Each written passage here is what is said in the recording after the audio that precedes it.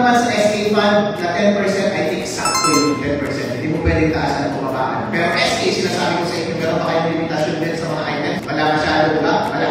Maging creative din kayo kasi puro party ang nakikita ko eh. Alright? Kaya hindi nyo i-improve yung mga kasama natin. Mga makapatalino ba? O kaya, alam mo yun, yung pagkalo na kasama ng fresh ang utang mo at may energy ka, kaya yung mag-create ng mga bagay-bagay, bagong technology. Yeah, very gawin natin. Alright? Doon naman sa 5% na para sa gender, 5% para sa disaster, 1% para sa senior citizen at PWD, at 1% para sa children, yun, minimum din po yun. Minimum, ibig sabihin, gusto lang kasi ng batas, lahat kasi sila ng batas. Kasi minority sila. Kung baga, paglaan tayo ng kahit konti sa kanila. Pero pwede nyo rin silang taasan. Alright? Kung baga, lang. Yung operating expense, para yun na, mahalaga na rin i-adjust. Pwede mong buwasan, pwede mong taasan. Pero i-encourage ko kayo dun sa development fund. Yung development fund po, yun yung mag-develop ng lipunan natin.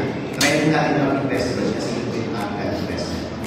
I-move nyo po yung knobs. Depende po kung ano ang priority. Okay po? Alright. Yeah,